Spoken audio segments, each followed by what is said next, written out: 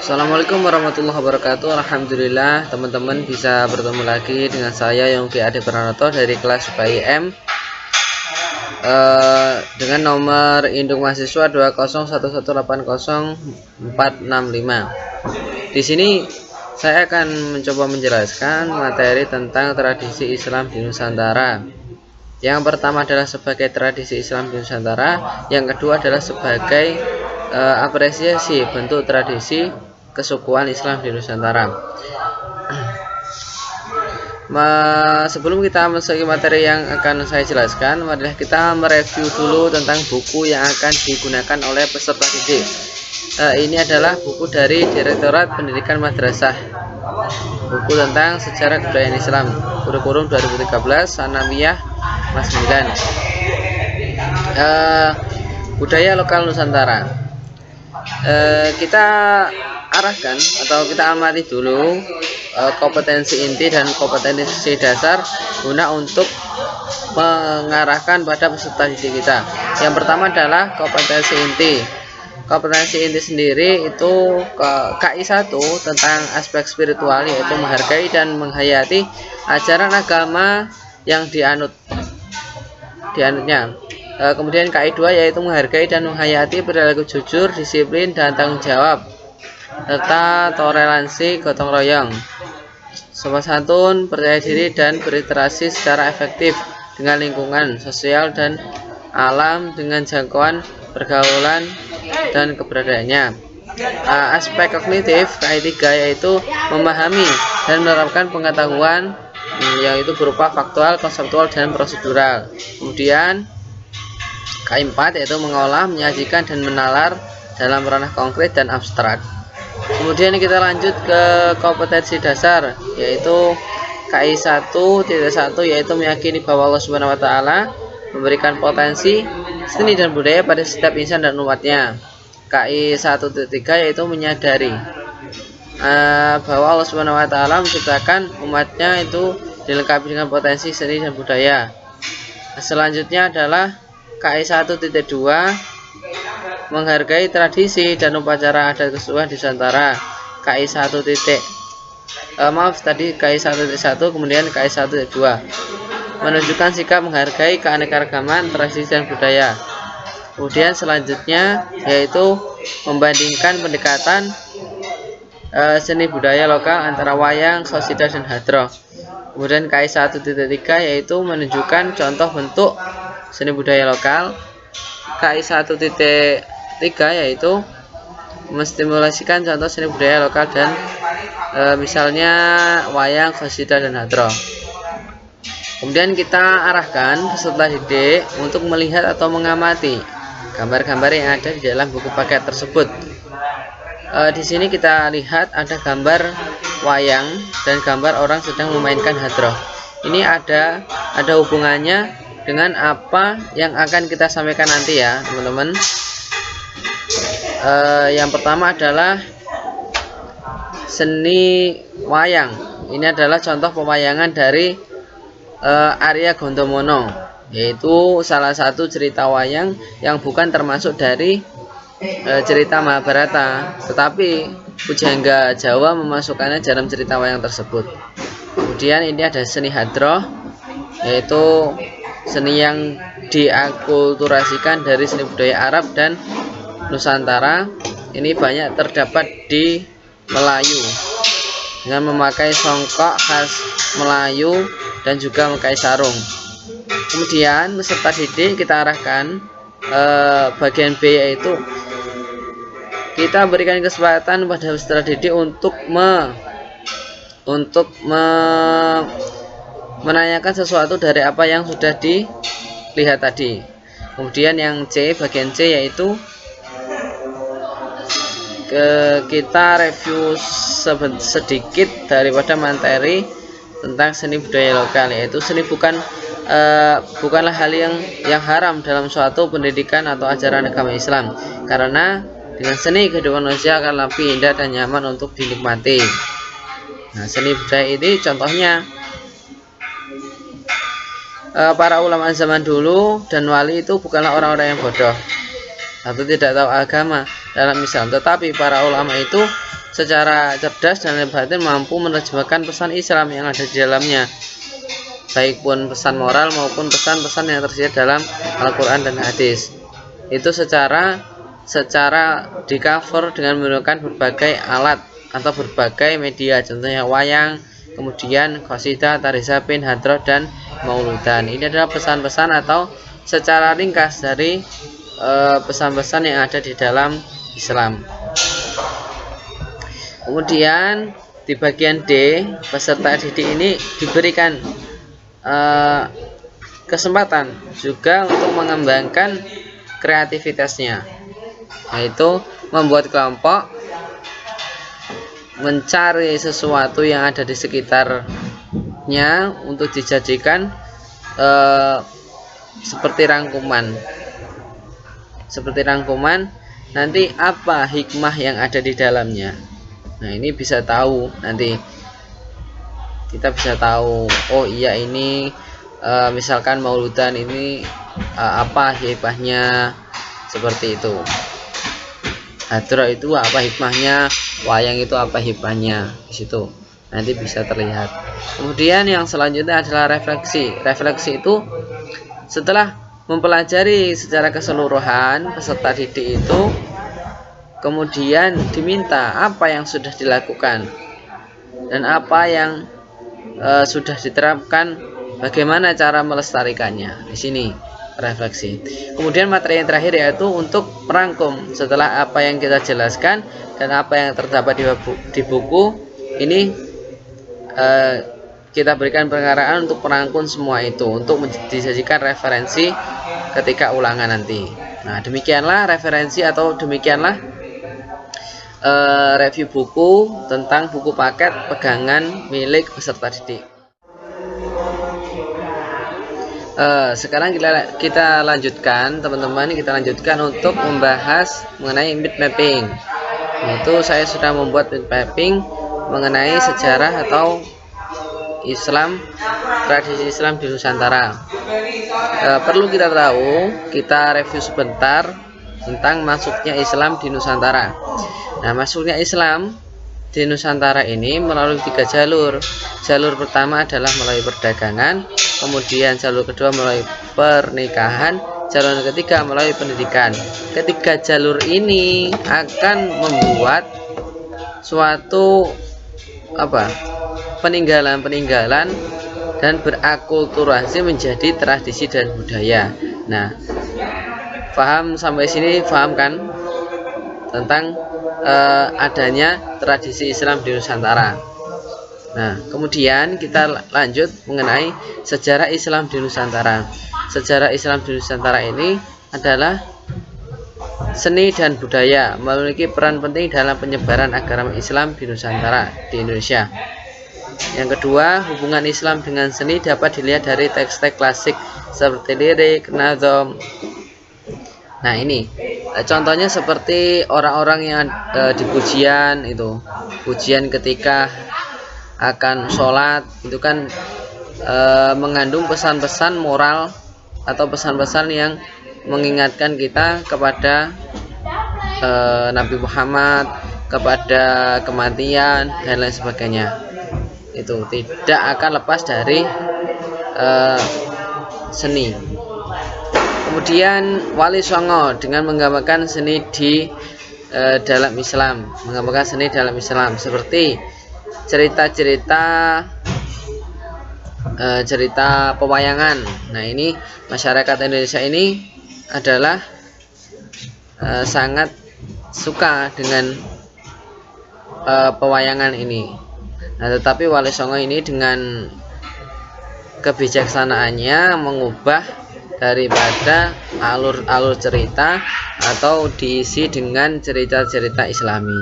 Kemudian pelestarian seni dan budaya bernafaskan Islami. Ini terdapat dalam seni hadroh tadi. Seni hadroh tadi zapin, mauludan, seperti itu. Ini kan di dalam covernya memang itu bukan yang diajarkan ketika zaman dulu.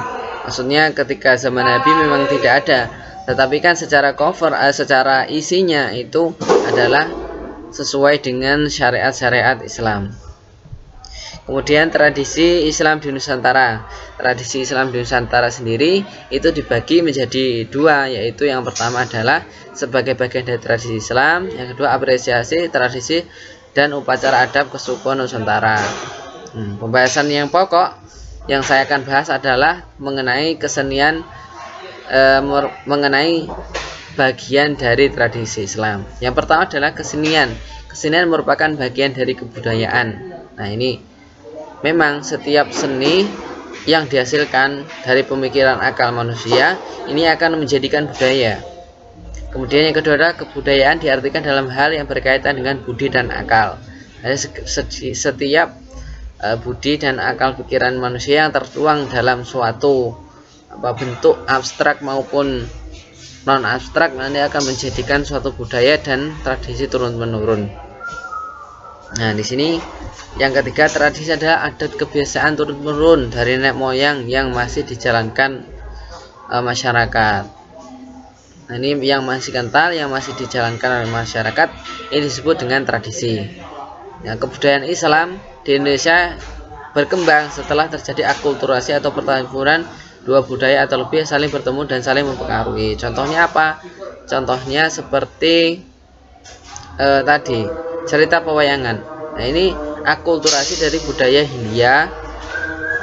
Hindu mengenai cerita Mahabharata yang sudah masuk terlebih dahulu di Nusantara. Tetapi para ulama tidak berhenti sampai di situ. Mereka memikirkan bagaimana caranya agar masyarakat Indonesia ini mau mengikuti ajaran agama Islam, yaitu dengan cara sedikit-sedikit memasukkan atau mengakulturasi budaya lama dengan budaya Islam. Jadilah wayang dengan cerita Islam. Kemudian yang terakhir yaitu unsur-unsur budaya setempat yang bernilai Islami dilakukan oleh para mubalik yang menyampaikan dakwah risalah Islam di Indonesia. Nah, ini sudah jelas ya teman-teman. Demikianlah presentasi dari saya. Mohon maaf. Assalamualaikum warahmatullahi wabarakatuh. Selanjutnya akan disampaikan oleh saudara saya Yanuar Fajar Ramadan. Ya, selamat siang. Saya Yanuar Fajar Ramadan dari PAIM.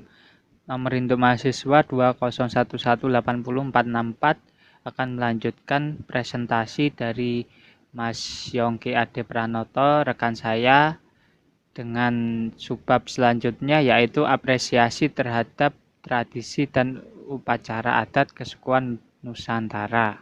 Pada dasarnya Islam adalah agama yang berkonsep rahmatan lil alamin atau rahmatnya seluruh alam. Dengan adanya sebuah tradisi dan adat istiadat setempat atau di berbagai daerah khususnya di Indonesia yang menjunjung tinggi perbedaan dalam persatuan dan kesatuan sehingga mempunyai ciri khas tersendiri. Dan Indonesia juga adalah negara muslim terbanyak di dunia. Dengan fakta-fakta tersebut, seharusnya kita bisa mengedepankan sebuah bentuk toleransi di mana dalam Al-Quran surat Al-Kafirun ayat 6 bahwa keimanan seseorang berada pada dirinya sendiri dengan bentuk hablum minallah yang tertera dalam ayatnya, yaitu yang berarti bagiku agamamu, bagimu agamamu. Dalam ayat di atas kita diperbolehkan memeluk agama sesuai kepercayaan masing-masing. Seperti halnya Pancasila sila pertama yaitu ketuhanan yang Maha Esa dan dapat dikorelasikan dalam sebuah apresiasi dalam tradisi, adat, dan juga budaya.